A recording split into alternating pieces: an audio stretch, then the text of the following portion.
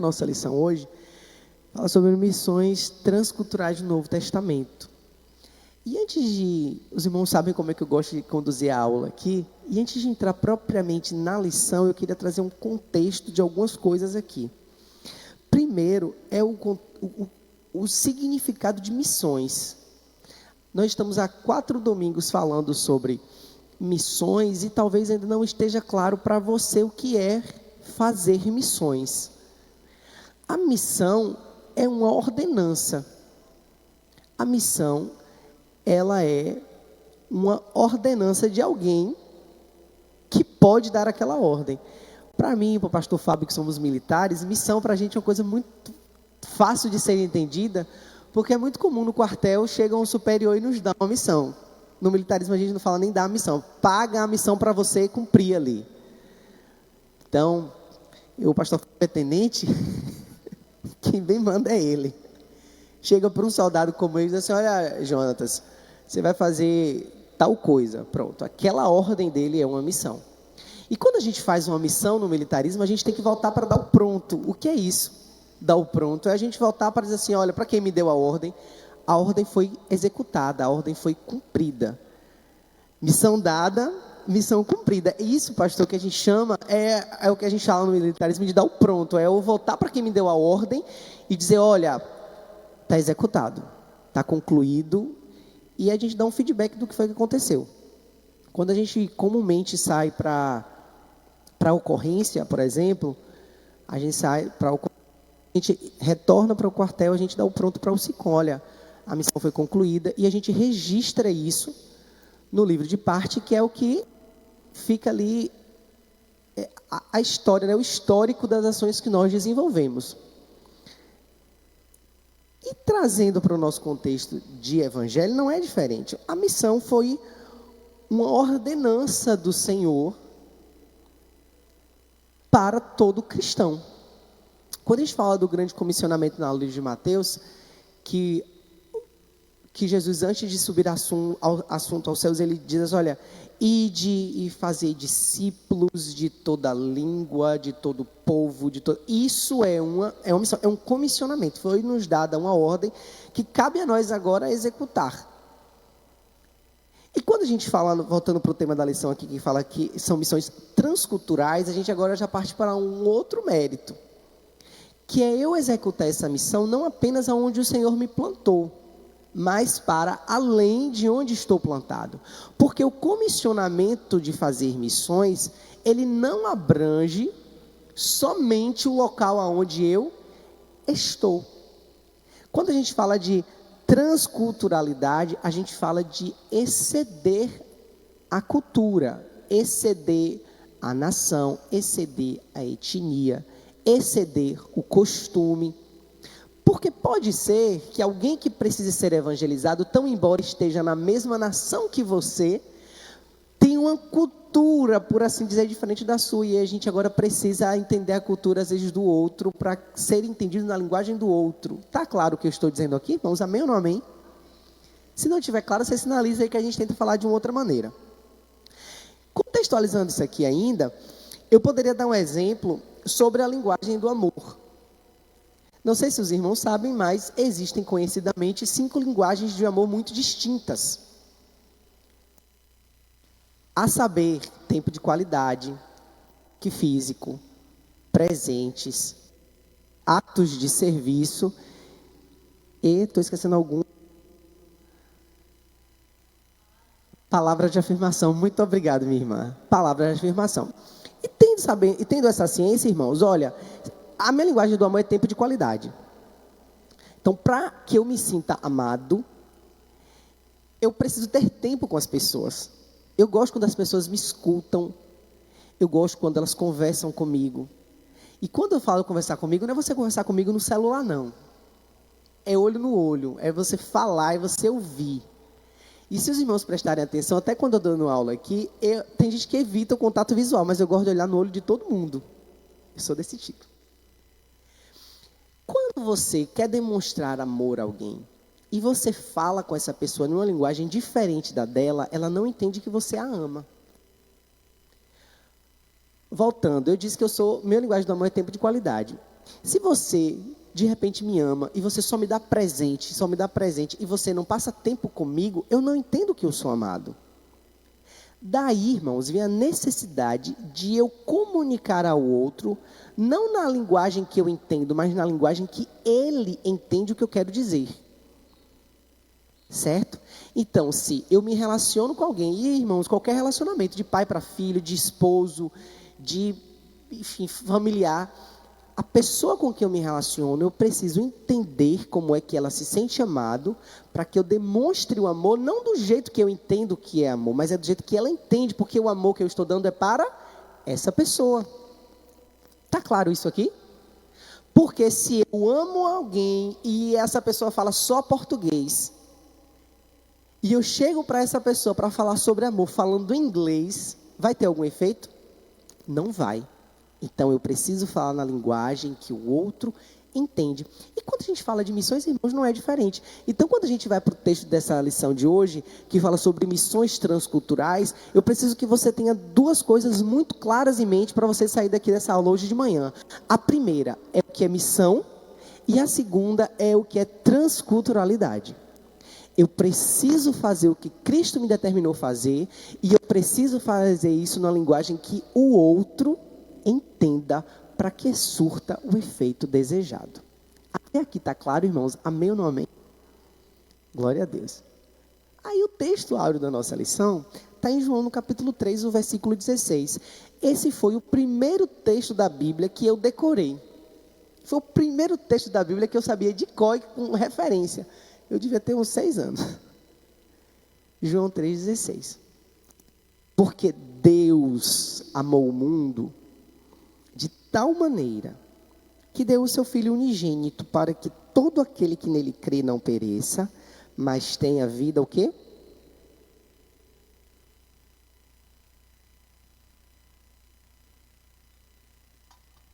Esse é um texto do Novo Testamento. E é um texto que tem uma carga missionária estúpida, imensa, uma carga missionária imensa nesse texto. Porque o que esse texto traz para a gente aqui de clareza? Primeiro, esse texto revela a intenção de Deus para com o povo de todas as culturas, de todas as épocas, na linha da história. Primeira coisa clara que salta aos olhos quando a gente lê esse texto aqui. Porque Deus amou o mundo de uma maneira tão grande, não foi o bastante dizer que amava. Ele amou de um jeito tão grande que ele entregou o seu Filho unigênito. Não era o primeiro apenas, era o único Filho. Para que todo quem é indistinto, qualquer um, para qualquer um, qualquer pessoa, de qualquer época, de qualquer tempo, de qualquer idade, de qualquer povo, de qualquer tribo, de qualquer nação, se crê nele, não vai perecer, mas para que essa pessoa tenha vida eterna. Eu não sei vocês, mas quando eu paro para ler isso aqui, eu fico abismado com o tamanho desse amor. Então, esse texto de João 3,16, que é o nosso texto áureo, eu fiquei feliz que tenha sido ele, porque é um texto realmente que traz essa carga grande da intenção de Deus de salvar a todos os homens. A intenção desse Deus que é tão grande, mas que se transforma, irmãos, se permite caber dentro de um ser tão pequeno quanto eu e você. Para que eu não tenha perdição eterna, para que você não tenha perdição eterna, mas que todos nós tenhamos vida eterna através de Jesus. Então, esse texto áureo que nós lemos, ele traz algumas verdades dessas, como eu acabei de dizer. Primeiro, que o chamado de Deus é indistinto, é universal, é atemporal. Esse texto traz para nós que é um chamado que não é obrigatório para quem quiser, é todo aquele que escolher crer, que decidir crer, que se entregar. E a segurança da vida eterna. A nossa verdade prática diz que a natureza missionária de Deus pode ser vista ao fazer de seu único filho um missionário. E a igreja sucessora dessa sublime tarefa é o que eu acabei de dizer aqui, olha. Deus entregou Jesus para dizer ao mundo que o amor dele não era somente um amor de palavras. Que era um amor real, palpável, tangível.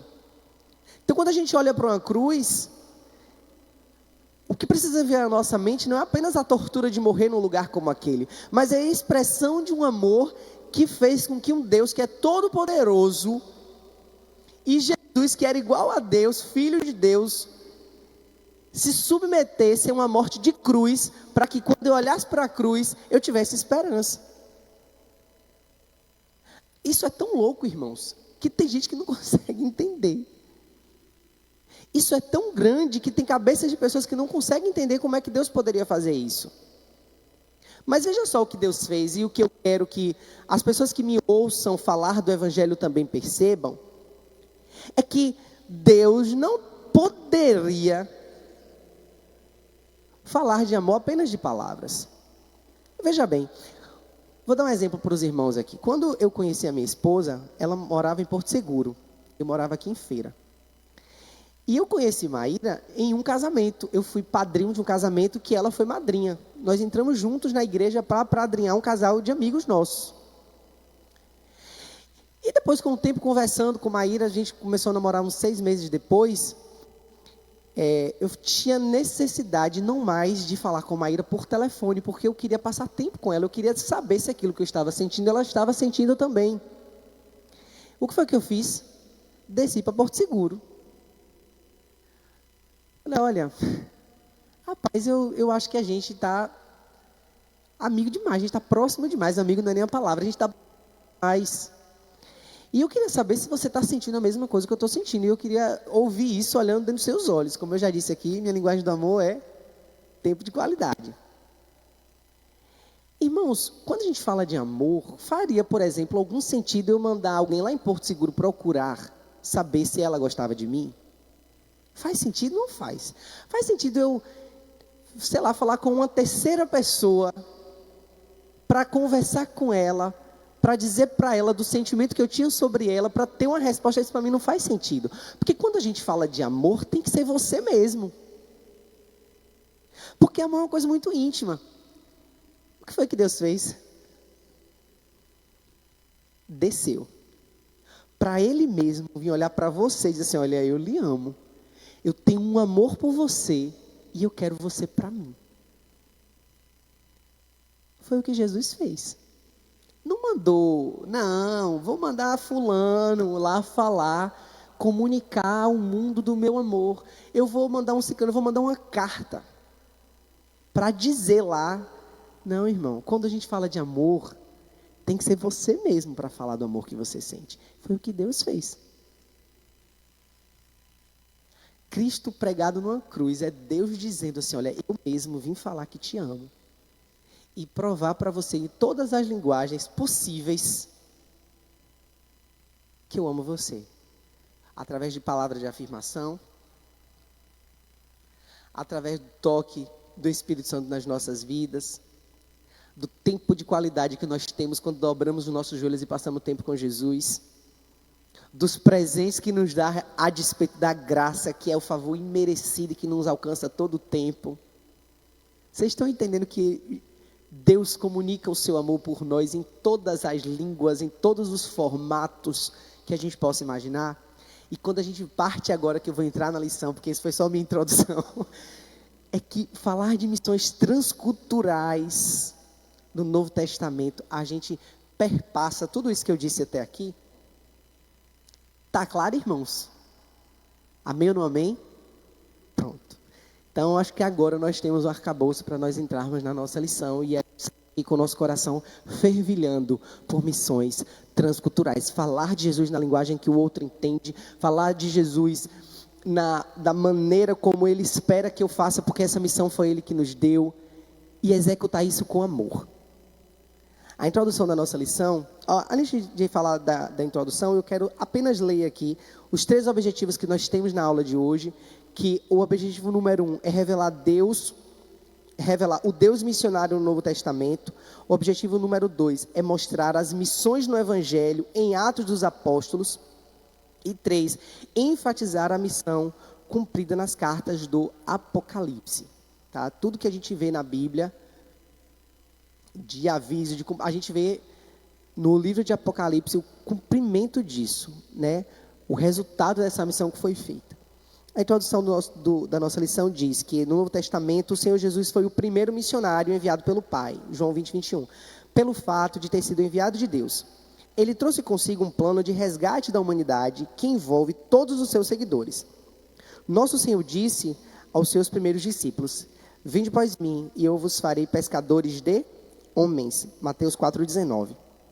Por isso, podemos dizer que o Novo Testamento é uma obra de caráter missionário do início ao fim, onde os evangelhos, o livro de Atos, as cartas e o Apocalipse são instrumentos de um verdadeiro trabalho missionário.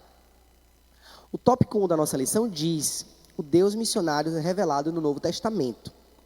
O subtópico de número 1 diz: a Bíblia mostra um Deus missionário. A Bíblia Sagrada, de Gênesis a Apocalipse, é um livro eminentemente missionário, porque sua inspiração emana de um Deus missionário, aquele que envia. Está aí um dos sentidos, um dos significados de missões, certo? Assim como o Pai me enviou, eu também vos envio. João 20, 21, e também dá referência de João 3,16. No Antigo Testamento, Israel foi instrumento usado por ele para alcançar o objetivo divino, mas Israel não o alcançou. Todavia, a partir do Novo Testamento, Deus passou a usar a igreja para cumprir esse propósito, mostrando ao mundo o seu grande e sublime amor. Deixa eu fazer um comentário sobre isso aqui. No Antigo Testamento, talvez isso tenha sido exposto até na aula passada, eu não consegui acompanhar a aula passada, mas talvez o professor aqui na semana passada tenha deixado isso claro, que no Antigo Testamento, Abraão e Israel tinham essa missão de evangelizar. Talvez não tenha sido essa expressão aqui, mas de revelar a Cristo aos povos, de falar dessa grandeza do amor de Deus, de falar também de anunciar a vinda do Messias. Então, no Antigo Testamento, a gente tem essa missão que foi dada ao povo hebreu. Israel, os profetas, cumpriram essa missão. No entanto, no Novo Testamento, fica claro que eles não realizaram essa missão, até porque o próprio Israel negou a Cristo. E veja bem, por que negaram a Cristo? Porque eles esperavam um Messias que fosse o Salvador político, que fosse um Salvador que tirasse eles da situação de miséria e de subserviência. O que não aconteceu, porque o reino de Cristo não é um reino palpável. Ele veio trazer, ou veio anunciar um reino que é celestial. Uma vez que aquele para que ele veio não o recebeu,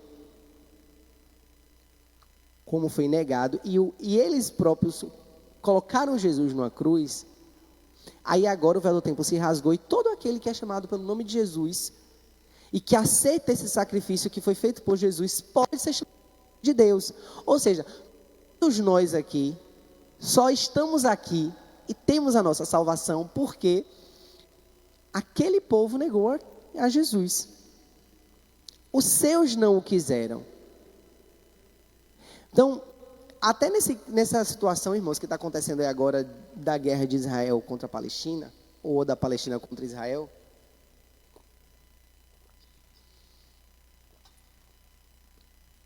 muitas pessoas ficam confusas de que lado está.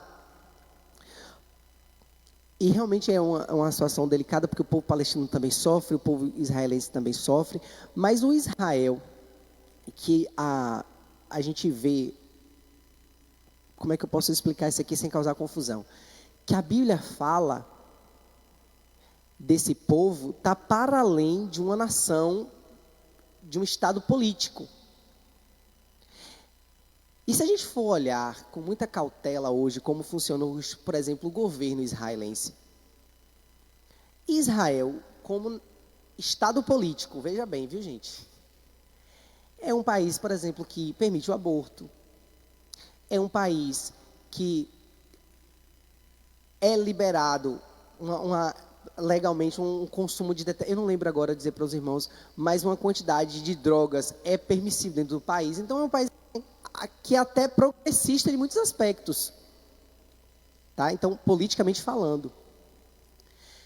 Espiritualmente falando, essa nação, esse povo, essa descendência, tem sim um projeto divino, tem sim uma promessa para um povo, não apenas estado-nação, ali, determinado território, e que vai se cumprir, certo?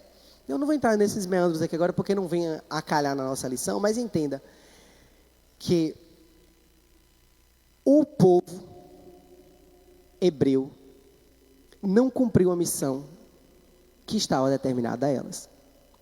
Jesus veio e depois de Jesus a igreja ficou comissionada, ou ficou encarregada dessa missão de anunciar o evangelho. Ficou claro isso aqui? Ou seja, vou voltar a usar um jargão militar aqui. Irmão Fábio vai me entender. A missão de propagar o evangelho que era de Israel foi paga à igreja.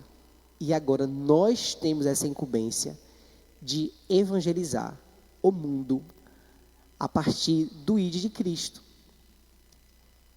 Hoje essa responsabilidade é nossa. Nós como igreja do Senhor, porque agora não tem, nesse momento agora, não existe um povo mais preferido, um povo mais querido. Quem representa Deus agora na terra é a igreja dele. Porque a igreja é o corpo de Cristo. Estou tentando falar do jeito mais simplório possível aqui para você me entender. Que nesse momento agora, apresenta o Cristo na terra, é a sua igreja. Não mais uma nação, não mais um povo específico, mas o povo de Deus espalhado pela terra, como igreja, é quem o representa. Ponto 2 da lição diz, subtópico 2, uma perspectiva missionária no Novo Testamento. O ensino no Novo Testamento é totalmente missionário. Pelo fato de o povo de Israel ter falhado no seu propósito missionário, Deus organizou um novo povo, a Igreja de Cristo, para que ela levasse à frente o propósito universal de Deus em redimir o ser humano. Para isso, que o nosso Senhor, o Filho unigênito de Deus, foi enviado ao mundo, fazendo-se assim missionário por excelência. Não por acaso, o missionário escocês David Livingstone, é assim que fala, gente? Não sei. Ele disse: Deus tinha um único filho e fez dele um missionário. Eu não vou comentar isso aqui porque eu acho que já ficou bastante claro a leitura. E o subtópico 3, a igreja à luz dessa revelação. Isso aqui é bem pertinente para a gente, vejam só.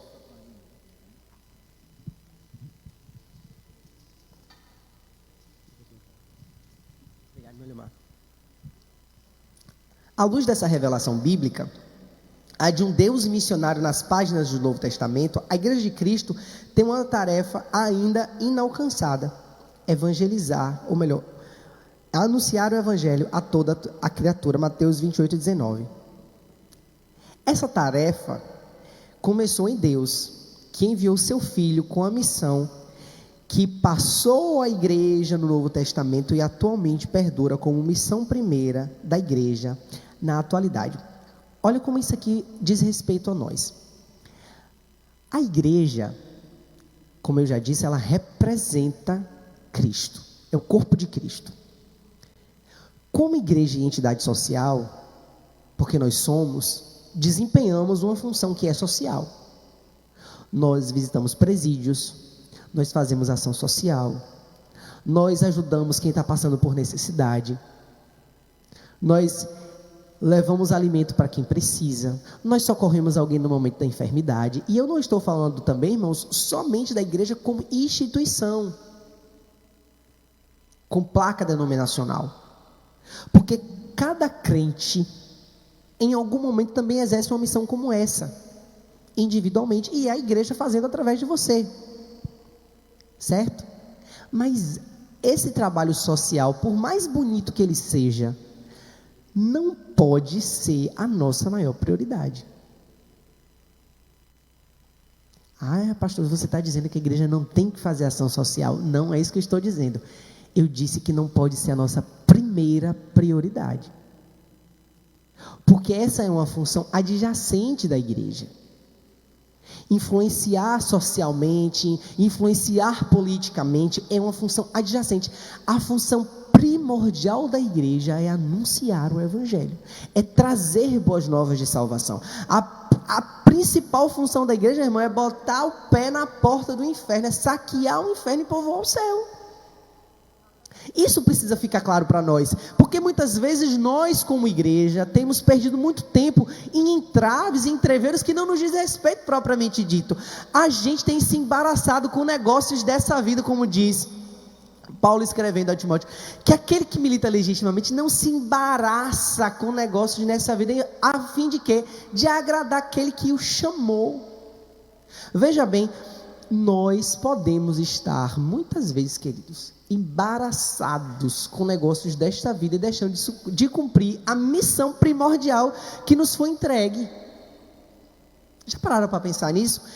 Quantas discussões, irmãos, desnecessárias nós nos envolvemos. Quantos assuntos, irmãos, sem necessidade, que nós demandamos tempo, energia e recurso e deixamos de fazer aquilo que é primordial. Isso é uma coisa muito séria. A gente precisa, todo crente aqui precisa parar num dia assim, sentar 2 minutos e falar: meu Deus, o que é primordial? O que é mais importante? O que é urgente? Pregar o evangelho, irmão. Porque para isso nós fomos chamados e comissionados. Esse é o ID. A missão que foi paga foi essa: ID e pregai. Nós não podemos negligenciar. Eu vi o pastor Douglas Gonçalves contar uma história um dia desses que vem muito a calhar para o que a gente está falando aqui. E ele estava falando sobre obediência. Ele contando que um dos filhos dele, um dia determinou, deu uma missão para o filho de arrumar o quarto, porque estava realmente precisando. E aí o pastor Douglas conta que esse menino saía do quarto toda hora com uma peripécia nova. Olha, pai, que eu fiz. Olha um desenho que eu fiz. Olha isso aqui que eu consegui fazer. E ele observando. Sim, mas você já arrumou seu quarto? Sim, bonito, mas você já arrumou seu quarto? Pai, porque eu fiz não sei o que lá novo. Sim, mas você já arrumou seu quarto? E aí, num momento assim, mais enérgico, ele disse: olha, você pode fazer tudo, isso tudo é maravilhoso, mas o que eu te mandei fazer, você já fez? Eu fico pensando se Jesus não vai fazer um negócio parecido assim com a igreja. Olha, vocês fizeram templos maravilhosos. A escola bíblica dominical de vocês era excelente. As estruturas que vocês desenvolveram, olha, sensacional. Aqueles projetos sociais, nossa, maravilhoso. Parabéns. Mas e o seu quarto? O que eu te mandei fazer foi feito? Irmão, a gente ri, mas o negócio é sério. O que foi? Você precisa acordar amanhã de manhã, lavar o seu rosto e se lembrar do que é inegociável, do que é urgente e, sobretudo, do que é prioridade.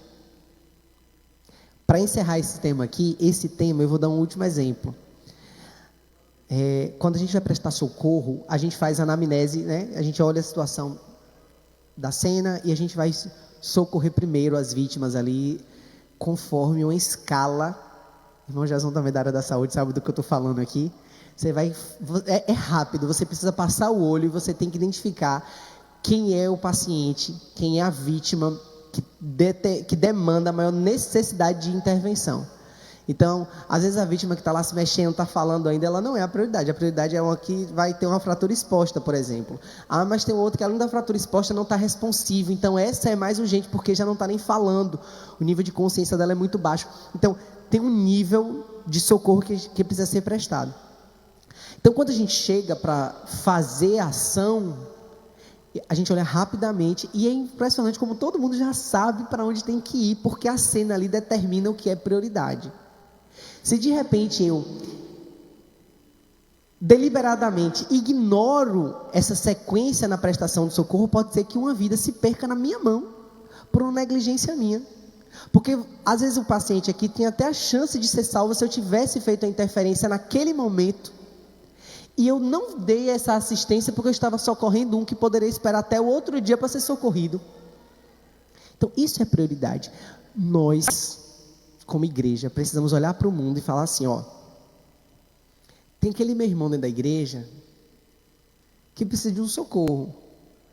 Está na igreja todo dia, está ouvindo a palavra, já é convertido, tem alguma coisa na vida dele que ainda precisa ser conformada, e a gente vai dando esse apoio paulatinamente. Todo dia a gente vai ali orientando, a gente vai ajudando em oração, no discipulado, na escola bíblica dominical.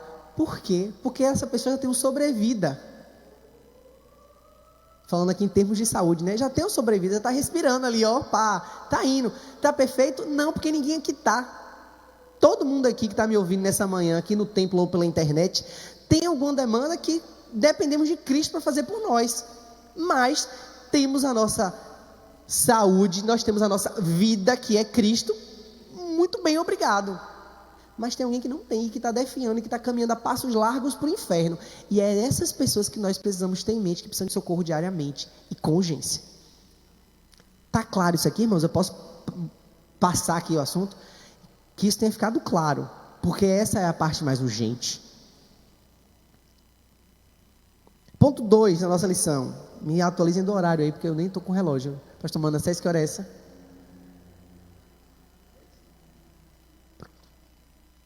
Missões nos evangelhos e em Atos dos Apóstolos. Veja bem, subtópico 1 da parte 2 da lição. Nos evangelhos. De acordo com os evangelhos, Jesus é o enviado de Deus para salvar e tornar seu povo uma agência missionária. Seu ministério foi marcado inteiramente por ações missionárias, demonstrando muito amor e compaixão enquanto anunciava a mensagem de salvação para todas as pessoas. Isaías 61, foi até o texto que nós lemos. Essa natureza missionária pode ser vista também na formação dos evangelhos à medida que eles foram produzidos sob inspiração do Espírito Santo, para que as pessoas pudessem conhecer o Senhor Jesus. Não por acaso, cada um dos evangelhos é concluído com o mandato da grande comissão. Vamos lá, Mateus 28, do 18 a 20, Marcos 16, do 15 ao 18, Lucas 24, do 44 ao 48, João capítulo 20, do 21 ao 23. Eis a natureza missionária deles. Olha só, os evangelhos, como a gente está vendo aqui, foram escritos por inspiração divina, mas os evangelhos, os discípulos estavam lá e viam aquilo que Jesus fazia. E todos eles são categóricos em deixar registrado esse comissionamento, a formada dessa grande comissão de ir, de fazer o quê? Discípulos. E veja que Jesus, enquanto ele anunciava da salvação, é que ele curava, ensinava, fazia os milagres. Porque uma coisa não precisa estar separada da outra. Eu não preciso só anunciar e deixar de ir, ou só fazer obras sociais e deixar de... Não. As coisas elas precisam andar simultaneamente e na mesma frequência. E veja bem, irmãos, quando a gente anuncia do Evangelho, quando eu ensino, quando eu compartilho do Evangelho, quando eu anuncio às pessoas a boa nova de salvação, e eu digo para elas quem foi Jesus e o que Jesus fez e o que Jesus quer fazer por elas hoje, junto com isso, irmãos, junto com essa boa notícia da salvação, vem todo o arcabouço que o Evangelho nos garante que ele fará, de libertação, de cura, de restauração, de mudança de vida. Porque uma coisa não é separada da outra, não. Porque Jesus, ele é tudo isso. Ele pode fazer tudo isso. Ele quer fazer tudo isso. O erro muitas vezes está em mim ou em você, que pega o evangelho, corta no meio assim, e a gente fala, olha, Jesus quer salvar você. E encerra aí a nossa mensagem. Jesus Cristo tem vida nova para você, e encerra aí a nossa mensagem. E a gente tem que continuar esse ensino. Jesus Cristo quer salvar você? Quer. Mas Ele também quer transformar a sua vida, porque a sua vida está indo de mal a pior. Jesus quer salvar você? Quer, mas Ele também tem a intenção de lhe curar. Porque Ele é Deus de cura. Jesus Cristo quer salvar você? Quer, mas Ele também quer tirar você das drogas. Porque veja bem, aceitar você, Jesus aceita do jeito que você está, mas Ele é tão bom e misericordioso, que Ele nunca vai permitir que você continue na vida miserável que você chegou até Ele. Um problema que a gente vê, por exemplo, numa pregação de uma hipergraça que é falada aí agora, é que uma graça sem graça. Vem como está, porque Jesus te aceita do jeito que você é. Beleza, Ele te aceita do jeito que você é, mas Ele não vai te deixar do jeito que você está. Eu postei no Instagram esses dias falando justamente disso, que nós somos, irmãos, a nossa decadência foi tão grande, a queda que o pecado causou em nós foi tão absurda, que Jesus não disse assim, olha, melhore. A palavra do Senhor nos diz assim, olha, melhora um pouquinho que vai estar tudo ok. Falou assim, ó, morre e nasce de novo, porque da decadência que você está é tão grande que não tem como melhorar, não. Você tem que morrer para nascer de novo, para ter jeito. Reseta, aperta um botão de reset aí. Está claro isso aqui que eu estou falando, irmãos? A nossa situação que o pecado causou em nós é tão grande que você precisa morrer para nascer de novo, para ser aceito. É isso que Cristo veio trazer para nós, esse botão de reset. E quando a gente faz missões, quando a gente fala isso para as pessoas, eu preciso falar do evangelho inteiro. Não é dizer, levanta a tua mão, eu vou fazer uma oração bonita aqui, você vai chorar, e aí você continua seguindo a tua vida. E olha, irmãos, eu sei que está sendo transmitido pela internet aqui, eu não quero ofender ninguém, não, mas precisa ofender de vez em quando.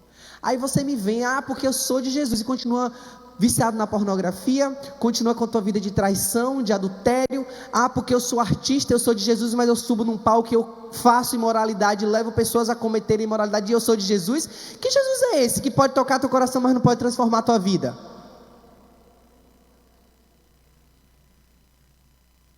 Entenda uma coisa aqui, Jesus Cristo, Ele tem todo o poder no céu e na terra, não apenas para salvar a sua alma, mas para mudar o estilo de vida miserável que você está amarrado.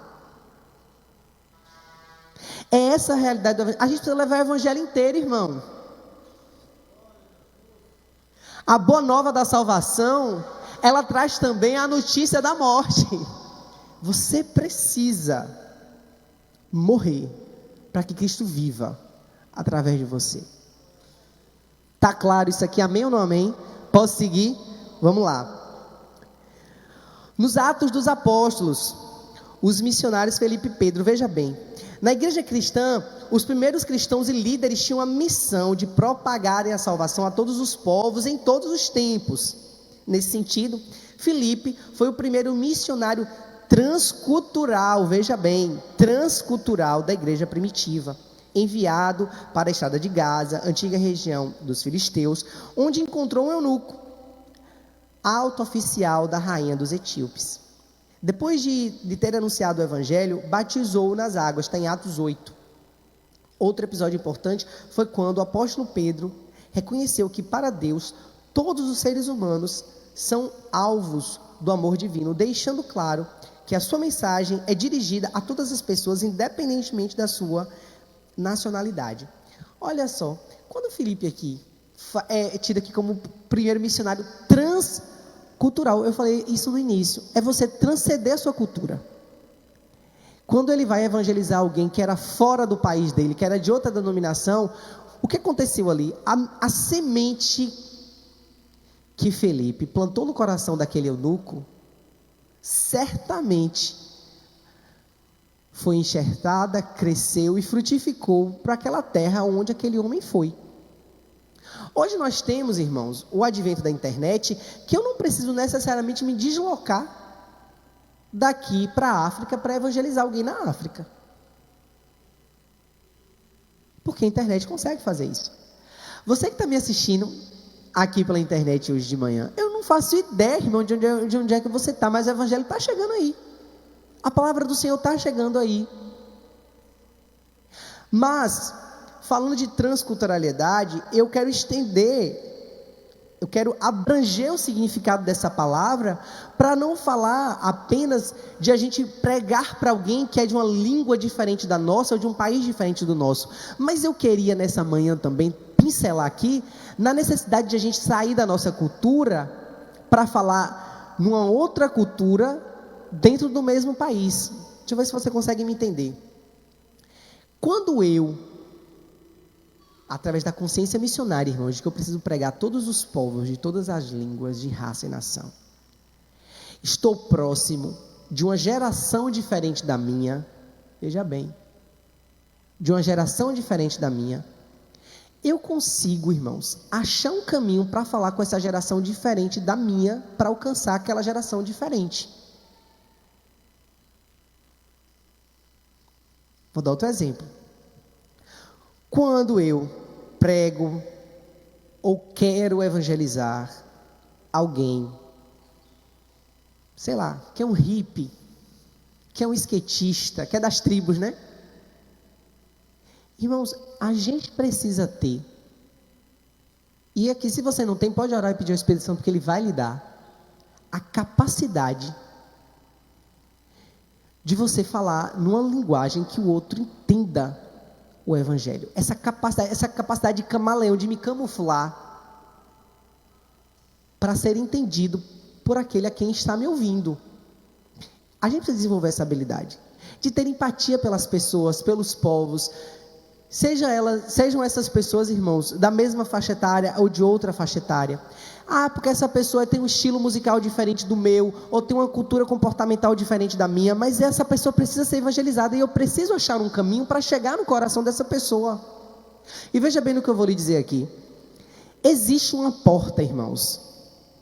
Ela é invisível, mas existe uma porta no coração de todo homem, que a gente pode abrir para levar Cristo. Às vezes você vai evangelizar e você precisa desenvolver uma aptidão para ouvir um estilo musical que é de repente diferente do seu, para você conseguir falar com aquela pessoa. O pastor Osni está sentado me ouvindo aqui, ele estava pregando em um desses domingos, e ele contou de um momento que ele estava com uma pessoa no carro, e uma fala da pessoa foi o suficiente para abrir uma porta ali, para a gente achar um caminho, para a gente falar do evangelho para essas pessoas. E a gente, como igreja, tem perdido essa habilidade. A gente fala aqui de pregação transcultural, e a gente tem se esquecido do óbvio que está aqui debaixo do nosso nariz, que é falar para alguém que está aqui do nosso lado. Se nós, irmãos, como igreja, pararmos para observar na loja onde a gente trabalha, no local onde eu trabalho, na faculdade que eu estudo, na escola que eu estudo, a fala de um professor, de um colega, eu preciso estar atento quando essa porta é aberta, porque quando essa porta é aberta eu preciso entrar, trazendo o evangelho junto. A gente precisa tornar isso sensível nos nossos dias, irmãos. A Bíblia fala aqui essa lição que a gente está estudando fala de missões no livro dos evangelhos, em Atos, a gente vai chegar em Apocalipse na estante, fala muito de transculturalidade, mas a gente não pode esquecer isso aqui que eu estou falando nessa manhã. E digo, olha, sempre que você puder, transcenda a sua cultura para tocar na cultura do outro. Transcenda, irmão, seu repertório de leitura, de música, de estilo musical, de vestimenta, para você alcançar os povos. O apóstolo Paulo, quando ele fala, olha, eu me fiz de louco para o quê? Para falar aos loucos. A gente precisa desenvolver essa habilidade.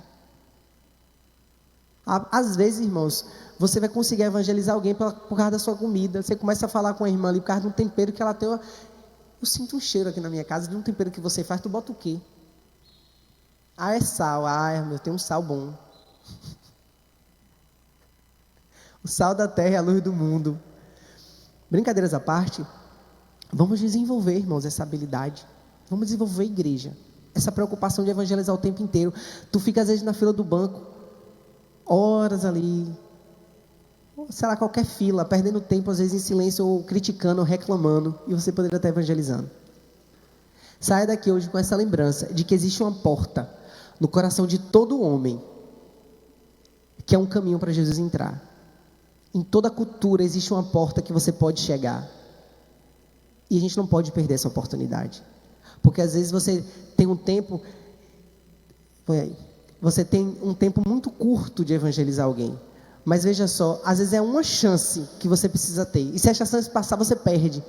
Às vezes você está no ônibus ali, e uma fala que uma pessoa disse, você tem chance de falar de Jesus para ela, e às vezes você consegue falar de Jesus sem nem dizer propriamente o nome de Jesus, e quando você vai falar de Jesus lá na frente, a pessoa já se abriu tanto para você, ela está tão sedenta do que você está falando, e você diz, olha, tudo isso que eu estou te dizendo, é porque o meu mestre quer fazer na sua vida. A gente não pode perder essa oportunidade. E muitos de nós aqui, às vezes, ou você pode estar me ouvindo em casa e estar na mesma situação, você está num lugar que você não pode evangelizar, que você não pode falar do nome de Jesus. Mas às vezes o Senhor te colocou lá para que você cumpra a sua missão naquele lugar. Às vezes é em silêncio, às vezes é oração, às vezes a batalha que a gente enfrenta em um lugar compete em oração, irmãos, silenciosas muitas vezes. Porque nós não temos a possibilidade, sequer às vezes, de falar do nome de Jesus, porque nós vamos ser retalhados ou seremos cerceados. E ela está dizendo o seguinte, a gente precisa lembrar que quando o Senhor nos coloca num lugar e põe no nosso coração uma missão, um propósito, a gente precisa ser fiel ao propósito que Ele colocou em nosso coração. De orar, de jejuar pelas pessoas que o Senhor confiou que você cuidasse. E que mesmo diante das dificuldades e o perigo que muitas vezes nós incorremos, o Senhor, Ele tem cuidado de nós. E por fim ela concluiu que filho de crente, irmão, não é crente. E às vezes a gente quer ganhar o mundo todinho para Jesus, a gente negligencia quem está dentro da nossa casa, e a gente deixa de pregar a palavra para os nossos filhos, ensinar os nossos filhos a amar a Cristo. Então fica esse alerta para você que está me ouvindo nessa manhã. Eu acho que é muito importante dizer isso, porque isso não é em vão, o que a irmã compartilhou ali não é em vão. Realmente a gente precisa ter essa lembrança, porque a gente está falando de missões transculturais, mas eu não posso negligenciar quem está dentro da minha casa, eu não posso negligenciar um parente ou um vizinho muitas vezes que precisa ser alcançado, e a gente negligencia, a gente é omisso, e não evangelizando aqueles que estão próximos a nós. Amém? Eu preciso correr aqui agora, porque o tempo foi embora. Nos Atos dos Apóstolos, subtópico número 3. Os missionários Paulo e Barnabé. O apóstolo Paulo, de perseguidor dos cristãos, tornou-se o apóstolo dos gentios. Em Atos, vemos que, através de seu ministério, a primeira igreja estendeu-se a todos os povos, culturas e nações conhecidas naquela época.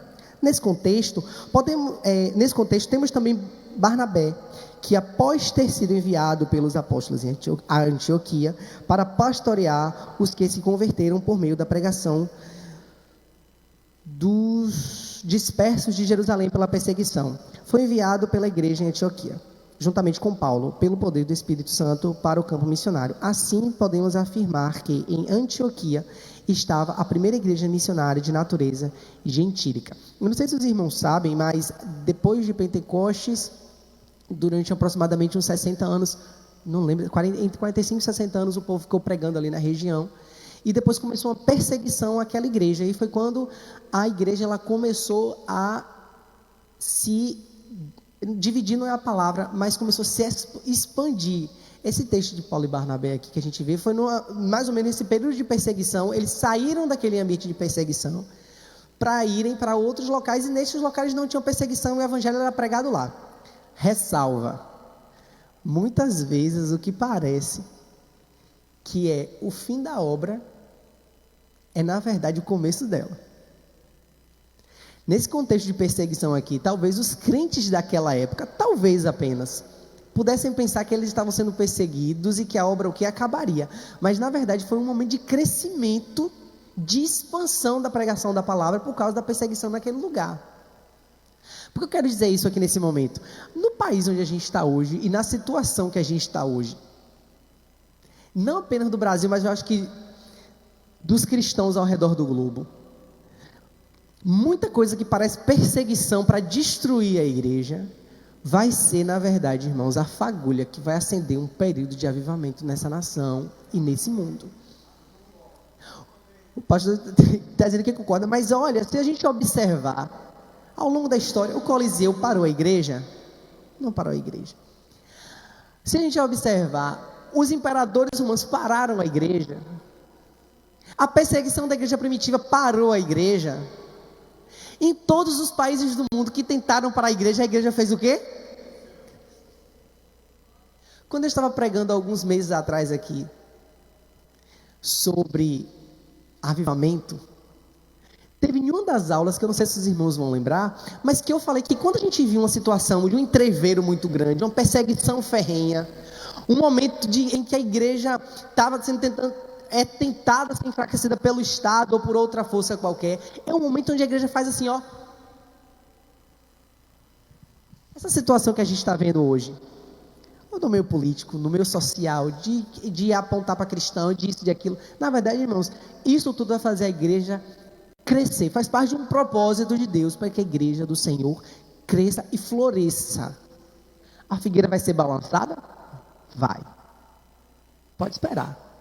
Mas aqueles que estão enxertados na videira verdadeira, não apenas resistirão, mas florescerão. No nome de Jesus. Terceira parte da lição, irmãos, porque eu preciso acabar. A missão cumprida nas cartas e no Apocalipse. Veja bem, nas cartas paulinas. O apóstolo Paulo escreveu suas epístolas como um missionário. Seu objetivo missionário era instruir nos assuntos doutrinários e práticos as igrejas que ele plantava. Por exemplo, a carta aos Romanos. É uma carta em que a universalidade do pecado e o processo de salvação são ensinados. A carta de Efésios traz a unidade da igreja a partir da queda do mundo da separação entre judeus e gentios. Obrigado, irmão.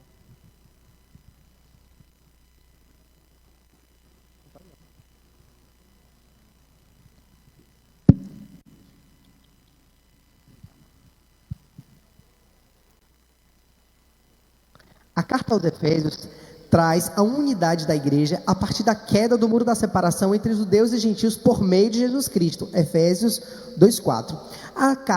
As cartas, na verdade, a Timóteo e a Tito, lidam especificamente com qualidades para a vocação dos novos líderes das igrejas plantadas, como dirigir os assuntos de uma igreja local. E tudo isso aqui a gente está falando de missão, porque está ensinando não apenas trazendo a boa nova de salvação, mas instruindo no caminhar com Cristo. Quando a gente fala dessas cartas aqui mesmo, sobretudo as que Paulo escreveu, que orienta esses irmãos que estavam sendo convertidos, a gente dá prosseguimento à evangelização. Porque, além de evangelizar, a gente também precisa discipular. O nosso trabalho missionário, irmãos, ele não encerra quando a pessoa levanta a mão e diz, eu aceito Jesus, a gente ora para essa pessoa. Não encerrou aí o nosso trabalho missionário, não. Porque, veja bem, se alguém que se decide por Cristo, aceita a Jesus como seu único e suficiente Salvador, ele recebeu uma nova vida.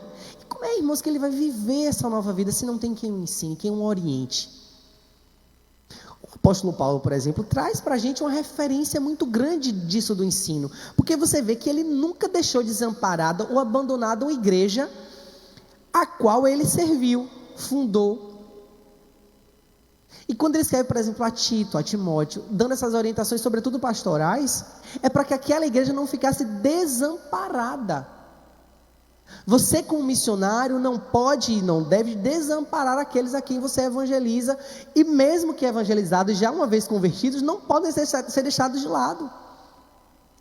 Aqui a gente está falando de constância no evangelismo. Precisamos manter esse cuidado.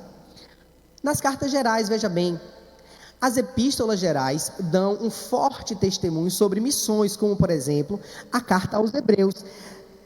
Demonstra a descontinuidade entre a antiga e a nova aliança, enfatizando a nova aliança como que uma aliança melhor, a qual, uma vez aceita, a missão de Deus nos levará para o centro da vontade de Deus, para realizar a sua vontade como lhe agrada. A carta de Tiago contém sabedoria prática para viver o evangelho de Cristo. E, finalmente, as cartas de Pedro asseguram a nossa posição de povo de Deus e a esperança da vinda do Senhor Jesus. Só um parêntese aqui sobre Tiago. Tiago é um livro tão pequenininho, irmãos. É tão curtinho que a gente poderia ler Tiago todo dia antes de dormir. E Tiago é um livro, como é que eu posso dizer, seco. Tiago não faz firula na escrita, de modo que ele traz ensinamentos muito práticos da vida cristã. De modo que, veja bem, alguém até que não é crente ainda, por assim dizer, pega o livro de Tiago para ler. E aquele texto ali, às vezes o impressiona. A praticidade que Tiago tem de dizer, ó, branco é branco e preto é preto, acabou.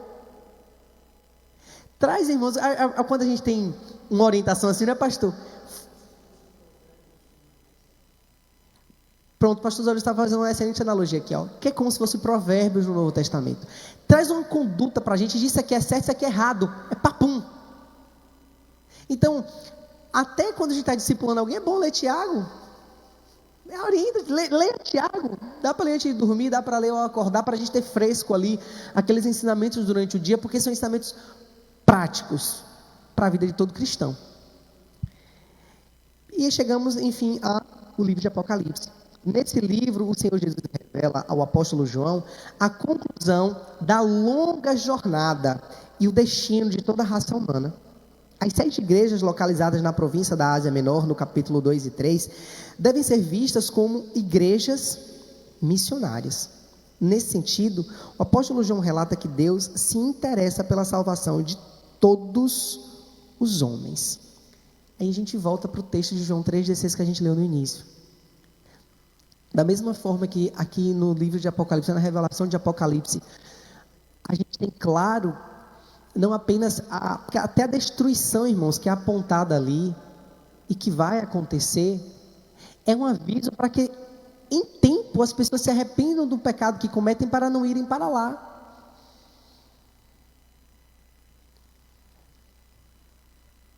O livro de Apocalipse ressalta ainda esse amor de Deus. Quando ele fala as 7 igrejas ali, e se a gente parar para olhar para a demonstração daquelas 7 igrejas, como o comentarista da lição, eles nos sugere, de a gente olhar para aquelas igrejas como missionárias, a gente consegue ver ali o comportamento de cada igreja, o que Cristo pensa acerca de cada uma dessas igrejas que se comporta daquela determinada maneira, e fica para nós o alerta. Por fim, o Novo Testamento mostra claramente a forma pela qual Deus planejou a redenção da humanidade caída por meio da sublime tarefa missionária. Para esse fim, ele enviou seu único filho, que com preço de sangue pagou o pecado dos homens de todas as tribos, línguas, povos e nações, constituindo-os seus cooperadores na obra de redenção de toda a criação decaída e prisioneira de Satanás. Ora, se missões nasce no coração de Deus, ela deve estar no coração de quem ama a obra missionária. Eu ainda diria mais, se missões está no coração de Deus, ela não pode deixar de estar no coração daqueles que se entregam e que dizem que amam a Deus. Porque se algo que é importante para alguém que eu amo, esse algo vai ser importante para mim também. Se nós amamos a Deus, se nós queremos passar a eternidade ao seu lado, precisa ser importante para mim aquilo que também é importante para Ele. Que você saia daqui nessa manhã, irmãos, ciente de que aquilo que a gente faz hoje irá repercutir pela eternidade. Aquilo que a gente faz na terra hoje vai ecoar por toda a eternidade. Se nós ficarmos no sono da nossa indolência, se nós negligenciarmos o nosso chamado maior, que é evangelizar, que é fazer missões, que é conquistar para Cristo povos de todas as línguas, de tempo e nação, se nós negligenciarmos isso, pela eternidade ecoará a vida daqueles que poderiam ter sido salvos e não foram, porque nós negligenciamos o nosso chamado. Que você saia daqui nessa manhã com o seu coração convicto de que você foi chamado para multiplicar, que você foi chamado para a ganhar almas para o reino dos céus. E veja bem, o Espírito Santo está com você, em você, capacitando você para essa missão. Porque se não fosse pelo Espírito Santo, nós também não conseguiríamos fazer. Nenhum de nós aqui teríamos condições de fazer isso se não fôssemos comissionados pelo Senhor. Mas nós fomos.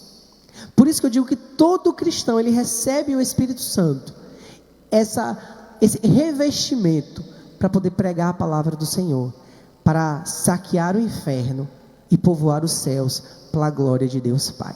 Amém? Que Deus em Cristo nos abençoe, em nome de Jesus.